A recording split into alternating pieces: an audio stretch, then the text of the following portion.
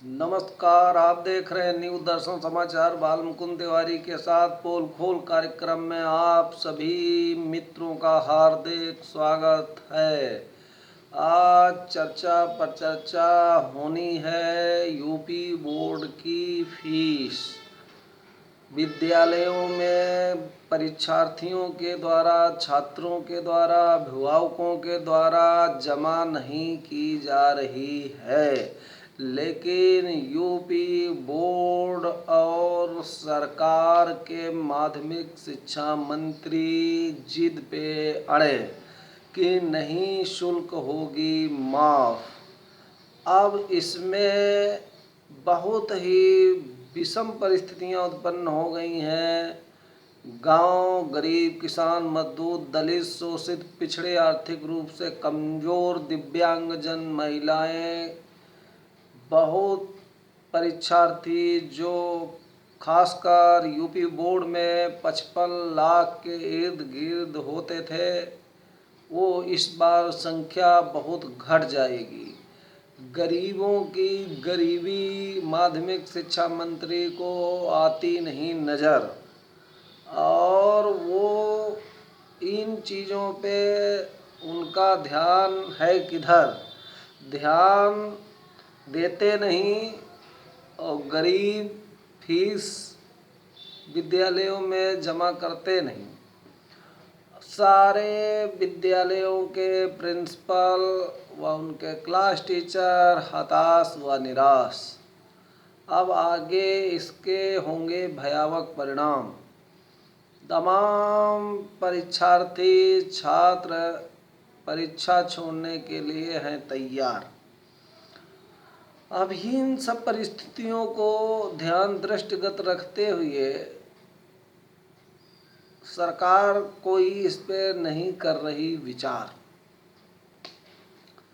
तो क्या ये माना जाए कि माध्यमिक शिक्षा मंत्री इसके प्रति गंभीर नहीं है, या उदासीन है, या उनको इतनी बड़ी समस्या नहीं लगती, क्योंकि एशिया का सबसे बड़ा बोर्ड है।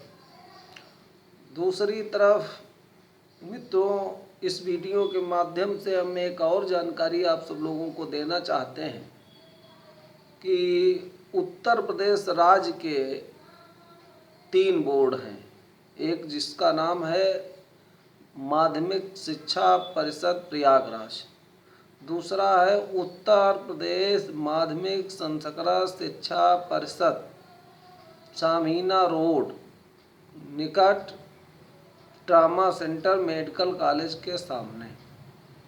तीसरा है उत्तर प्रदेश मदरसा शिक्षा परिषद, ये आपके जवाहर भवन में है, लखनऊ में। तो ये 3 बोर्ड पूरे उत्तर प्रदेश के बच्चों को परीक्षा के लिए परीक्षाएं आयोजित करते हैं और शिक्षा व्यवस्था को देखते हैं, जिसमें ये उत्तर प्रदेश माध्यमिक संस्कृत शिक्षा परिषद लगभग 1159 कॉलेज पूरे उत्तर प्रदेश में वर्तमान में संचालित हैं। तो इसमें 2-3 चीज़ जो है वो बहुत अच्छी हो गई है, जैसा कि हम आपको बताना चाहेंगे कि इसमें जो पाठ्यक्रम है वो पूर्णतया बदल दिया गया है। इसमें आर्ट, साइंस, कॉमर्स इंटरमीडिएट में कर दिया गया है। सेम यूपी बोर्ड के ही जो बुक चलती हैं वो कक्षा 9 से 12 तक चलेंगी, वो चाहे आर्ट हो, चाहे साइंस हो, चाहे कॉमर्स हो।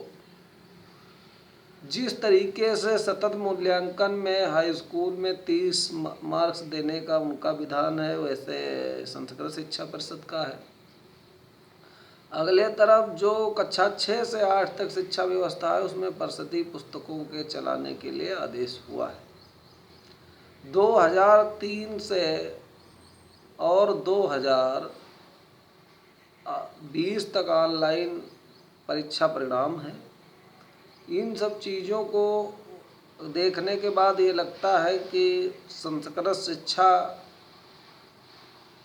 जो भी है वो एक तरीके से यूपी बोर्ड से कंपटीशन कर रहा है और उनके बिल्कुल नक्शे कदम पे चल रहा है।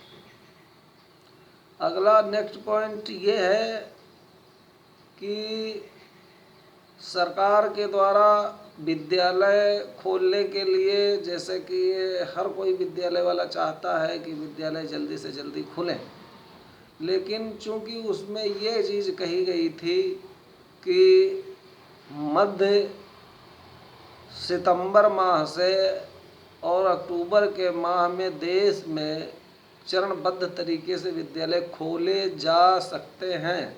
अर्थात सरकार ने बिल्कुल स्पष्ट नहीं किया था कि सितंबर माह में विद्यालय खुल ही जाएंगे, और अगर सितंबर से अक्टूबर के बीच में विद्यालय खोले जाते हैं तो कहाँ खोले जाते हैं, किन परिस्थितियों में खोले जाते हैं। कक्षा 12 वालों को पहले बुलाया जाता है या 10 वालों को बुलाया जाता है, उसके बाद फिर 11 वालों को बुलाया जाता है, फिर 9 वालों को बुलाया जाता है। तो उसके लिए वर्चुअल क्लास इत्यादि ये सब चूँकि स्टार्ट भी कर दिए गए हैं।